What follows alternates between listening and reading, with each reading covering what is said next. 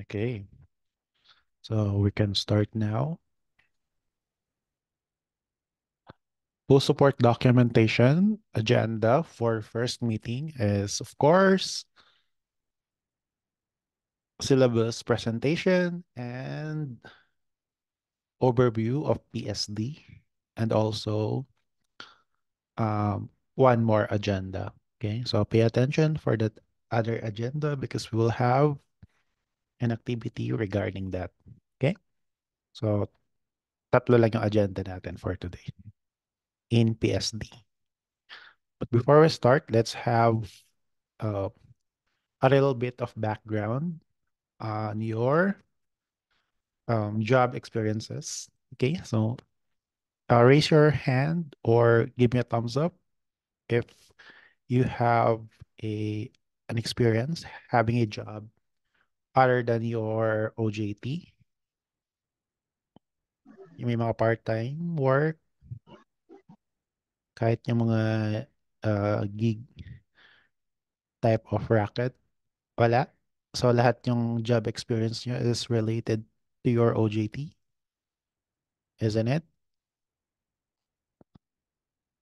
Hi guys, can you hear me? Okay, thank you for confirming, Hannah. So si Jan have a work before. Okay, I repeat. Sino sa inyo yung meron ng work aside from OJT? Na-experience ng magkaroon ng work aside from OJT? None. Okay. So here's what we need to do. Just give me, this is just a simple question. Share to us what's the worst and the best part of your on-the-job training. Okay? So related to sa third agenda natin that I will discuss later after the syllabus presentation. Okay, so two question. What's the best and the worst part of your on-the-job training during your second year, second semester? All right. Any volunteer who wants to go first? None? All right, I'll call someone.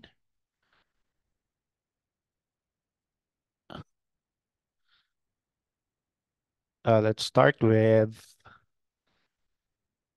Tina. What's the best and the worst part of your OJT? Siguro po sir, yung best part po ng OJT is yung nagain yung experience. Sa ICPD po kasi ako nag OJT. Tsaka na-enhance din po yung communication skills sa pakikipag-communicate po sa clients. Yung worst part po siguro is yung schedule. Mahirap po i-align yung schedule minsan kasi nagbabago-bago po yung pagtawag po sa amin sa office po. Yun lang sir. I see. Okay. Thank you for sharing. Next, Nadine is raising her hand. Go, Nadine. Sir, si Ira po. Nawala ka sa frame, Ira. Si Ira ba yung nagtatas ng kamay? Opo. Yes po. Ang weird ng immersive yun na to. Ibang biro lang.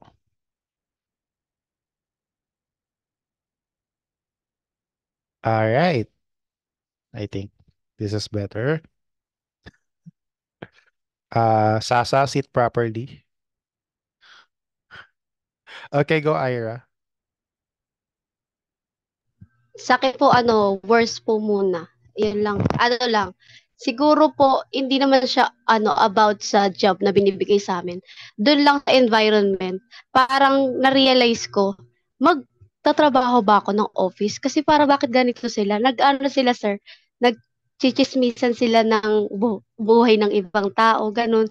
Syempre maririnig mo yun, tapos mag-aanuhan sila, magtawag doon, parang nagba-backstabbing. Sabi ko, "Hala, nasa kabilang kwarto lang yung yung ibang department, tapos sabihin ganyan kasi ibang department ganito, ganito." Tas dun po medyo kinwestiyon ko kung tawag dun, mag-o-office ba ako in the future, ganun ba yung mararanasan ko. So, parang ayoko rin naman maano sa ganong environment. Pero yun lang po, yun lang din naman nakita ko. Tapos yung pinaka-best naman siyempre ano, tawag dun, super ano siya, completely different kasi yung environment kumpara sa school na parang pinakita lang sa'min ganito, ganyan yung magiging niyo in the future, ganito yung magiging kwarto, ganito yung magiging upuan. 'Pag nandun ka na mismo sa office, sobrang iba siya kumpara sa school. Parang magugulat ka, "Uy, grabe naman yung ambience nito." Tapos lahat seryoso, lahat ganito, lahat parang may specific silang trabaho, may specific silang lugar. Tapos tawag dun, hindi mo na gaano mapapansin yung trabahong binibigay sa'yo kasi super motivated ako nun na makatulong, eh, bida-bida. Tapos ayun po yung pinaka-best kasi magugulat ka na lang ang dami mo pala natutunan, hindi lang yung trabaho, hindi lang yung paggamit ng mga machines, kundi yung yung parang yung mga values na nakikita mo rin sa iba, tapos natututunan mo rin sa kanila kasi nakikita mo nga tapos nagkakaroon ka ng lesson, tapos yung mga binibigay sa'min ng supervisor namin na ganito kayo, ganyan, tapos 'pag may pinagawa sa inyo gawin niyo kaagad, yung mga gano'n po. Thank you for sharing. Totoo yan na nakaka-culture shock talaga pag first time mo sa mga trabaho. Okay, naalala ko dati yung sa BPO. Yung training room namin, tad ng English only. Okay? English only policy, ganyan-ganyan. Then, yung trainer namin, parang puro Tagalog. Then, inorient kami nung training manager. Puro Tagalog din. Then, masok yung operations manager. Puro Tagalog din. Lahat kami nagtitinginan. Bakit hindi sila nag-English? Tapos, tad ng English only policy yung training room. So, yun, kinestyon din namin yun. Pero parang part din ng culture nila yun. So, yun. Okay. Next kay Ira. May magbo-volunteer pa? Wala? Okay, so let's hear it from Luis. Rinig po, sir. Yun. Yes. So, yung best part po sa akin, sir, sa OJT ko is siguro yung memories na na-create namin during that, internship. Kasi, um, both sa experience na naranasan namin is marami din po kami natutunan, hindi lang sa mismong office work, kundi kung paano rin po makisalamuha, ganun po. Then, yung worst part naman po is sa tingin ko yung adjustment part po. Kasi po, kailangan maaga gumising, kailangan ma-accomplish yung mga task na binigay sa'yo, ganun po. Okay. So probably the proximity from your house to the office is one of the challenging part. Okay. Andre is raising his hand. Go, Andre.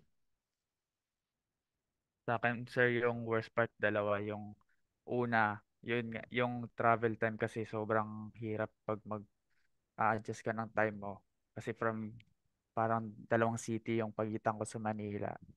Tapos, syempre, parang kailangan mga 1 to 2 hours yung preparation, yung advance mo yung pagising para hindi ka malate. Tapos yung pangalawa is yung nilipat ako sa ibang office kasi napunta ako dun sa Office of the President. So parang nakakaya na parang yun nga papasok din yung culture shock na ano eh parang maninibago ka sa syempre yun nga hindi yun yung in-expect mong tatapusin mo OJT doon. Saka yung maganda naman na ano ko experience ko is una na parang nasabi ko na nakakapag-adapt ako sa mga task na ginagawa kasi yung mga task doon may time na gumamit ako doon ng ng mga equipment tapos na-figure out ko kung ano yung mga shortcut na ways doon hindi lang yung basta sinabi sa akin ganun. Parang sa sarili ko na nag-grow ko na ay pwede pala ako mag-scan ng ganito na in a faster way parang ganun. Tapos na yun na pag-adapt ako. Tsaka yung pangalawa is yung pagkain kasi parang ano din approachable din pala yung mga ano doon, mga staff doon tsaka ayun kahit na medyo introvert ako parang nakakamusta din ako minsan po. Ganun. Okay. So thank you for sharing, Andre. Next is Casey. Go, Casey. Sir, akin naman po, unahin ko po yung best part. Siguro sir yung yung special bond po sa office. Kasi hindi po namin ina-expect ni Luis na parang makakabuo po kami ng strong friendship po dun sa mga ka-office namin. Tapos yung sa naman po, yung worst siguro sir is yung traffic. Kasi sobrang traffic po kasi sa Katipunan. So, yun po yung pinaka-worst sa'kin na every time na uuwi at papasok po sa office yun, traffic po. Yun lang po. Yeah, especially even today. Yun nga, proximity issue talaga for yun kay Justin and kay Casey. Ako last nung Friday lang, nagkaroon kami ng general meeting sa bef- uh, before the semester starts nung Friday. Umalis ako dito sa amin ng 5:30 a.m. Then nakarating ako doon sa PUP ng 9:30. So solid 4 hours yung biyahe. Nag-taxi pa ako nun from Philcoa to PUP. Kasi usually nagkukubaw ako doon LRT. Pero sobrang late na. Yun, nag-taxi ako. Pero umabot pa rin ng 4 hours total. Papunta pa lang. So ganun kagrabe yung yung biyahe. Siguro yung biyahe nagiging less than 2 hours pag 3:30 a.m. ako balis dito. Kasi nung nag-proctor ako, yun, 5:30 ako nakarating sa PUP. Kasi 3:30 ako umalis dito eh. So probably, pag nag-face to face tayo, yan, mga 3:30 a.m. ako aalis dito. So yun lang, adjustment lang. Okay, after Casey, just comment the word dibs if you want to go for next. So let's hear it from Carl.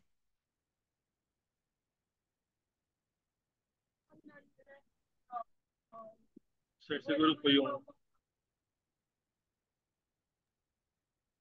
yung best part po is yung na-expose kami sa mga gawain na possible namin gawin in the future as a future educator. Siguro po yung worst part lang po is kapag na-realize mo na pala, hindi siya joke or talagang marami pa talagang gawain. Once na-enter mo na yung field ng academy, parang marami talagang task. Saka hindi siya yung pwedeng chill-chill lang. Dapat ready ka at saka um, meron ka eagerness gawin yung mga tasks. Ayun. Okay. So, yun yung yung best realization mo, Carl. Tama ba? And ano naman yung hindi mo na, yung hindi ayaw mo nang maulit. Yun ba yung sobrang pagod pa din? Yung sobrang daming gagawin as a teacher? Okay, Uh, so 2-in-1 yung sagot mo in one answer. So yeah, it's very challenging. Wala namang madaling trabaho, 'di ba? Um, wala kang trabaho, tapos mayroon kang trabaho. Ano lang, parehong mahirap. Okay, so let's hear it from Rhea. Good afternoon, sir. Sa akin po, I work as an student assistant until now po. So, yung best part po is for me, flexibility of time since kami po yung mamimili ng schedule namin kung kailan po kami available and not. So, di po kami required na pumasok every day. And also po is yung connection with the people po na mabubuo within the workplace. Yung, may kilala ako na chairperson, ganyan, nakasabay ko, na kakabiruan ko yung dean, ganon. It's an advantage po na may connection din po with higher people. So, ang masasabi ko lang po sa worst part po siguro is yung iba-iba po yung magbibigay ng trabaho ng sabay-sabay. Then sometimes po, they both want na matapos po yung task na binigay sa'yo at the same time. Yun po. Okay. So yeah. Ano yan? Psychological hazard yan. Yung ano, yung medyo vague yung job description mo sa office. Possible ma-burnout ka easily kasi left and right yung um, task na ginagawa mo from different people. Yan, wala kang ano, concrete um, superior na siya lang nagbibigay ng task. Yan, challenging talaga yan pag nangyari yan. Okay, next is Hannah. Ano po, sir, nag-OJT po ako sa Open University under po ni Ma'am Castol. I think the best part po, yung naka-aircon po siya. Ang init po kasi sa PUP, tas kapag inuutosan ka po, akyat baba ka. So, good thing po yung office environment. And then, mabait po yung mga advisor namin. Lagi po sila nag-aalok ng foods, ganun. And pwede po namin gawin gusto namin if di po kami need. Ano rin po sila, yung very open po sila sa amin. Kinakausap po kami palagi, ganun. Tapos nangangamusta. Tapos I think po yung worst ay kapag yung umpisa pa lang. Tapos parang hindi ka pa aware sa gagawin mo pero parang they are expecting you po na alam mo na agad ganun. Tapos again po sa biyahe po kasi I'm from Valenzuela, malapit na po sa Bulacan. So mga 3 hours po yung biyahe ko from my house to PUP. Okay, so yeah, proximity then, and also the expectations, too much expectation even from the start of your OJT. Okay, probably gusto lang nila matuto ka right away, di ba? Kapag hindi mo alam, pag hindi mo na pala alam, yun, mapo-force ka magtanong. So yun, ganun lang yun. Parang shortcut lang yung ginawa nila sa'yo. Okay, next is, come on class, mag-comment na kayo ng dibs para tuloy-tuloy tayo. Hershey?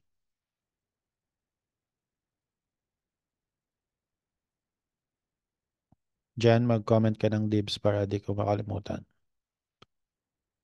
Hershey, you Sir, go ahead.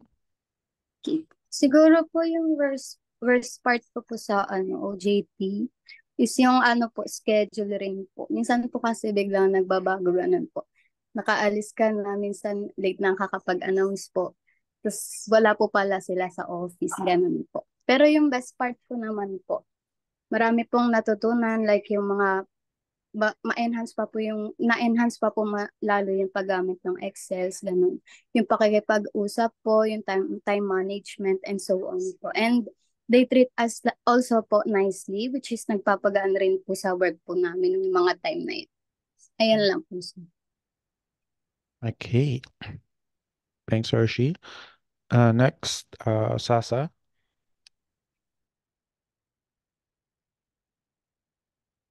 Ay, mo. Hello po, sir. Narinig po, sir. Mahina.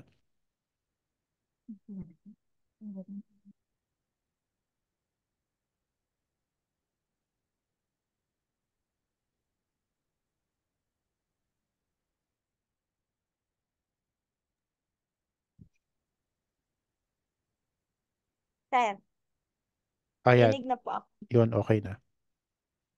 Hindi ko po kayo rinig, pero okay na po yan. Anyway po, ang pinaka-worst po siguro kasi po, meron pong, may nangyari po kasi sa OJT namin ni Ira na parang pinagsabihan naman po kami, in a nice way naman po, pero po kasi, naging worst po siya. Kasi parang hindi po kami pinag-explain. Kasi po, ang nangyari po noon, pinagsabihan po kami na, parang nakatenga lang daw po kami sa gilid, mag-as naman daw po kami, ganyan, ganyan. During that time po, nung before po kami pagsabi, nag-as naman po kami sa lahat ng pinag-aanuhan po namin. Kaya lang po, lahat po sinasabi nila, sige, standby lang kayo, tatawagin na lang po, ganyan, ganyan. Hanggang whole day po, nakatulog na lang po kami ni Ayan. Ako po pala. Nakatulog na lang po kasi wala po kasi tumatawag sa amin, pati si Ira. Tapos hindi naman po tulog, idlip-idlip lang po.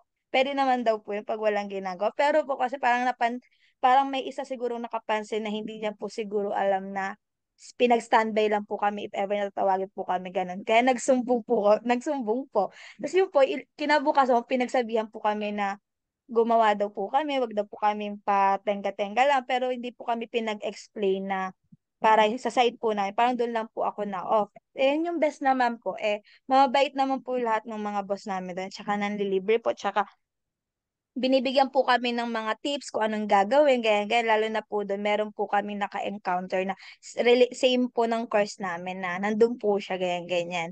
Na nagturo din naman po siya, pero mas nagustuhan niya lang daw po yung ganito, ganyan. Pero yun po, parang marami po kaming na-gain na knowledge and na-enhance po yung skills namin. Yun lang po, sir. All right. So, yun, kapag, um, OJT ka tapos nga nasabihan ka, sometimes talaga, um, tatanggapin mo na lang yun. Kasi there are instances na kapag, um, baka ma-misinterpret nila yun na sumasagot ka pa. Though, tama naman na dapat pag-explainin kayo, di ba? So, yun nga. And mas priority talaga nila yung attitude rather than even though your skills. Yan, mas priority nila yun. Kasi yung skills natutunan yan pero yung attitude talaga. Pero pag may mga ganyang incident, um, i-charge it to experience mo na lang. Okay? Kasi may mga ano talaga, iba na kapag nagpa-power trip sila tapos sumagot ka, mami-misinterpret na may attitude issue ka. So sometimes talaga, uh, charge it to experience na lang. Mas mag-ingat pa. So ganun na lang yung approach natin dyan. And next is Mix.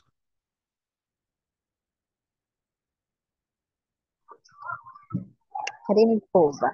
Yes. Yung sa akin po, yung best po is kahit nung una pa lang, hindi po namin dama na sobrang bigat ng trabaho. Kasi po, 3 office po kami sa mga senior high, principal office ng senior high, stockroom, saka registrar. So, sobrang daming paper po. Tapos, parang nakaka-overwhelm minsan. Pero dahil sa jolly yung mga kasama po namin, tapos palagi nila kami ginaguide ng maayos. Na as in, ini-explain nila bawat step para hindi kami mga panic. Tapos, yung worst part lang po is, nung simula po nung gawin yung main building, di ba po nawala na ng kuryente. So, lahat po ng gamit namin, nililipat namin sa labhay. So, akyat baba, ganyan-ganyan. Tapos, 4th floor pa kami sa labhay. Tapos, kapag madaming students na may appointment, tapos yung mga kukunit po nilang ICOG, diploma, gano'n, nandun po sa main building. So, pabalik-balik po kami tapos walang kuryente sa stock room. Nag-i-insert kami ng mga papeles nila doon ng walang ilaw, mainit, makite. Tapos, ayun sir. Yun lang naman yung parang pinakamahirap. Pero yung pinakatrabaho namin, talagang nag-guide nila kami ng maayos. Okay. So, thank you, Mix. Ano yan? Physical hazard yan. Exposure to extreme temperature. Hot and cold. So, yun. Hindi yan maganda sa health. And go, Jan. Santos. Sir, yung sa akin naman po, gusto ko pong i-share yung BPO experience. Kasi doon ko po na-realize na hindi po madaling magtrabaho. Kasi kailangan mo pong maging accountable sa actions mo kasi lahat po ng calls mo po in-audit. Tapos tapos kailangan mo rin pong magtanong. Tapos merong time na na pag mali yung process mo, ganyan, parang pag in-audit ng QA namin, ng coach namin, parang kasi napunta po kami sa QA na stricto, parang lahat po pinapansin if ever meron kaming mali. Tapos pag nagko-coach po siya, parang talaga, parang hina-heart to heart to kanya. Parang minsan na pagtataasan ka pa niya ng boses. Pero hindi naman po yun yung something na tinitake ko negatively. Kasi parang gusto ko lang din niya mag-improve. Ayun po. Tapos, yung best part naman po sa tingin ko, yung teammates ko po. Kasi yung teammates ko po, parang sobrang, din po sila. Mga working students din po sila karamihan. Tapos yung iba po mas bata pa po sa akin. Tapos pag nakakausap po sila sa prod, o kaya po pag tuwing lunch break namin, pag naririnig ko po yung story nila kung ba't po sila nag-BPO din po. Parang nakaka-motivate pa po lalo. I see. Okay. So, yun. Yung mga people around you talaga yung sometimes, yun, will push you to continue. So, yeah, tama yan. Strict talaga yung sa BPO. Okay. So, that's very difficult job. And let's hear it from, si po ba hindi tapos? Shira? Okay po, sir.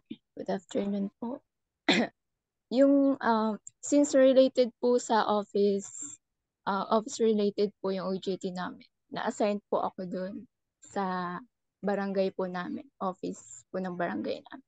Yung best part po na nangyari sa akin is syempre po yung learnings and yung experiences. Since po office related siya and nahasa po yung computer skills ko sa pag-encode and bookkeeping, pag-assist sa mga kabarangay, yung mga nila, yung mga tawag doon, yung mga concerns nila, and yun po yung best part po na nangyari sa akin. Tapos po kapag mga activity, di ba po sa mga barangay may pa-activity na sa senior citizen, papamigay ng mga ayuda. Ayun po, kasama naman po ako dyan sa pag-a-assist and kahit po mainit, go lang po. Tapos sir, sa worst naman po. Sir, wag kang magugulat ah. Ano po sir, nagkagusto mo sa akin yung yung si Kapitan. Yun po yung worst talaga. Kasi hindi po ako makakilos ng maayos. Parang hindi ko makilos ng normal. Parang, kasi naiilang po ako sa kanya. Pero naka-graduate naman po ako. Tapos naging, na-handle ko naman po yung situation. Ayun po, sir. Tapos po yung second worst po is parang freezer po yung office. Nanginginig po talaga ako kasi lamigin po talaga akong tao. Ayun po, sir. I see. Okay. So, that na-raise mo yan sa sa OJT office advisor nyo Sa para, advice. Ay, sino ba yung advisor nyo during your Sir OJT? Jim po, parang, lang po, i-handle ko nga lang daw po, tapos, katuwaan lang din naman po siguro. Yeah. Ewan ko po kay Kap. Okay Yeah. naman po. Okay. So, at least, it did not escalate to even further. So, Okay po. kudos to you. You survived that. And, Tapos, naiga-guide naman po ako ng mga staff doon. okay. So, I see. All right. Ano yan? Psychological hazard. Yung mga ganyan. Bullying, sexual harassment, yan, psychological hazard.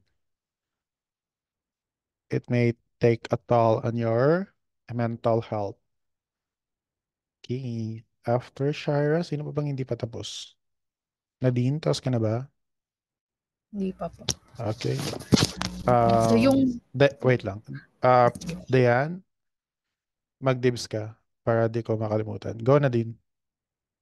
So, yung best experience ko po is marami po akong natutunan sa po kasi sa municipal po namin ako nag-OJT sa po MSWDO. Tas naman po, madami po akong natutunan na office works.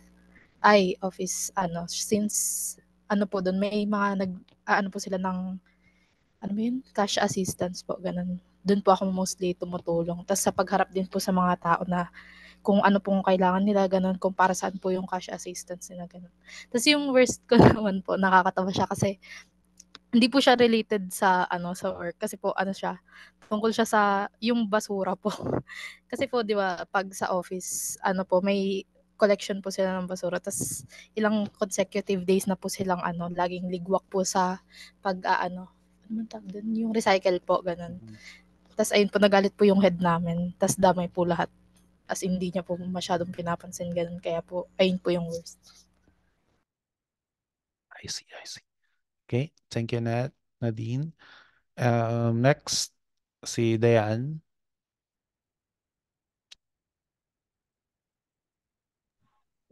Hindi po ako. Yes. Yung sa akin naman po yung sa worst ko sa OJT is yung time din po kasi maaga ako umaalis sa amin. And minsan pag nasa Cubao na ako, sir, doon pala nag-set yung sir namin na home week daw po. Kasi wala daw sila sa office. And sa best part naman po is yung treat kami ng maayos. Tapos nakakausap po namin sila na may kasamang gawan. Kaya nawawala din minsan yung pressure. If madami silang naibibigay, tapos ipasa agad sa day na yun. And maganda din po kasi dito, inaaya po kami lang kumain pag pauwi. Tapos ayaw po nilang umuwi pag di kumakain. Yun lang. Yeah. Especially kapag mga big boss nyo, faculty din, faculty, tapos may designation sa office. Yun, madalas talaga manlibre yung mga yan kasi lalaki ng mga sahod niyan eh. So yun, magpalibre lang kayo ng magpalibre. Hindi issue sa kanila yung pera. Kahit nung OJT ako, yung mga faculty, yung na may designation, yun, malalaki yung sahod yan. So, yun, laging may food sa office. And next, Nick. After ni Janila and si Kai. Ikaw muna, Nick. Sige. Sir, audible po? Yes. Siguro po yung best part po sa OJT ay sobrang welcoming po ng mga kasama namin sa office. Kasi lima lang po kami. Ako, si Andre, si Hannah, si Ma'am Castolo, saka si Ma'am Connie po. Tapos yung best part din po ay madaming pagkain, sir. Di kami nagugutuman. Tapos, tawag dito. Minsan po maraming trabaho pero hindi naman po siya ganun kabigat talaga. Tapos yung worst part po siguro para sa akin ay pag sobrang daming pagkain po tapos kailangan talaga ubusin. Wala kang choice, sir. So yun po, sir. Mabigat po sa chat. Tapos overall, sir, parang madami naman kaming natutunan. Lalo na sa paglakad po kasi sobrang laki po nung sakop ng office ni ma'am. So, umabot po kami minsan sa napupunta kaming OP, tawag dito, sa finance, sa HR, sa iba-iba po talagang department, kay Sir James sa OSS. So, marami po kaming nakasalamuhang tao po. Yan po. Yan din po yung isa sa magandang experience. So, di ba, yung worst part mo, best part pa din. So, totoo yan pag sa OU ka nag-OJT. Ako sa registrar's office ng OU ako nag-OJT nun kay si Ma'am Fernando, si Ma'am Liz na ngayon, di ba sa registrar. So, doon ako nag-OJT. Then, siguro kung tatanungin ako kung ano yung worst part doon, parang mag-exert pa ako ng effort para alalahanin yung worst part. Kasi parang puro best part lang yung naaalala ko. Parang walang worst part. Okay, next is Johnny. Hello po. Rinig po, sir. Yes. Siguro po yung best experience ko po ay yung nagkaroon ako ng idea sa work office. Kasi akala ko po dati upo-upo lang, pirma-pirma lang, which is not true. Kailangan namin kumilos magpabalik-balik sa kung saang building tsaka sa department po. Then, approachable po yung mga kasama namin kaya po siguro mas kahit pa paano naging magaan yung trabaho namin. And then, yun nga po, pinapabalik kami lagi, kinukulit kami mag-SA daw kami, kaso hindi po talaga kaya, sir, kasi malayo. Then, yung worst naman po, sa senior high school po kasi kami na-assign. Tapos yung time na yun, syempre wala pong kuryente. Nandun kami lahat sa hallway. 3 office po yun, tapos 3, nandun po kami sa labas. Malayo pa lang kami naririnig naman si Mama Soto na sumisigaw. Syempre nakakakaba po yun. Kaya yun po yung isa po sa worst namin. Tas isa pa po, syempre po bata-bata, maliit kasi. Yung mga senior high school, hindi naiiwasan na maka-encounter kami ng mga bastos. Syempre, mas malalaki sila sa amin, kaya hindi kami nire-respeto. Pero hindi naman po namin sila pwede patulan kasi kami po ang malalagot. And then, yung consistency po ng pagpasok, napakaaga po, tapos ang layo pa ng biyahe. And then, yung last po is pisikalan talaga yung trabaho namin. Naranasan po namin ni Mix na maglakad mula PUP hanggang Legarda dahil lang inutusan kami ng kung ano-ano. Ang init-init pa nun, sir. Pero all in all naman po, masaya po. Yan lang po. Okay, so congrats to you na you're able to survive that. And sino pa hindi tapos? Si Kai. Go, Kaylin. Siguro po yung best part ko po yung nagagawa ko po yung mga binibigay na task sa amin. Tapos po yung nagde-deliver din po kami ng pumupunta po kami sa ibang building para po magpa-perma. Tapos di ko rin po makalimutan yung pinapakain din po kami. Lagi po kami nililibre. Tapos hindi din po kami pinapagalitan. Chill lang po kami sa office. Tapos yung worst part ko po siguro yung first day of OJT kasi akala ko po sa office pero yung po pala pinagbubuhat-buhat po kami ng upuan. Upuan, ayun po. Tapos mga libro, madami po pinagbuhat. Tapos, pero okay lang po kasi nalibre naman po kami ng Jollibee pagkatapos. Yun lang po. Okay, yung kabilang section nga, pinag-install sila ng aircon, di ba? So, yun. 5 sila, puro lalaki pinag-install ng aircon. Pero na-survive naman nila. Okay, so everyone's done. Let me check. Okay, so everyone's done. Now, let me share the syllabus for post-support documentation. By the way, class, what's your idea about PSD or post-support documentation? I'll give you 60 seconds to think of that. Mag-refill ako ng tubig.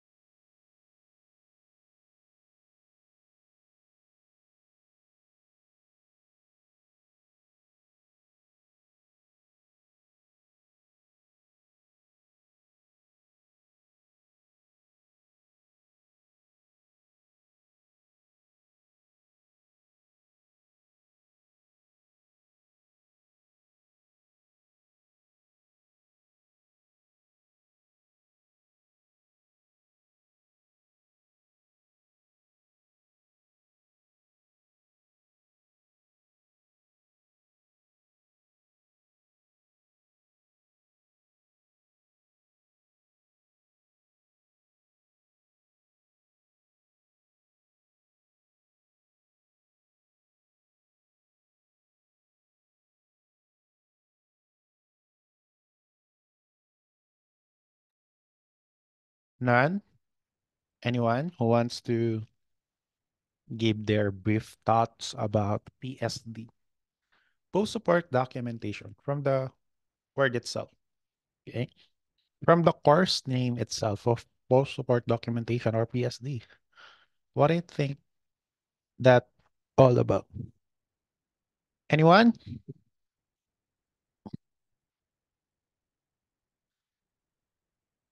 Wala kayong thoughts kahit ano?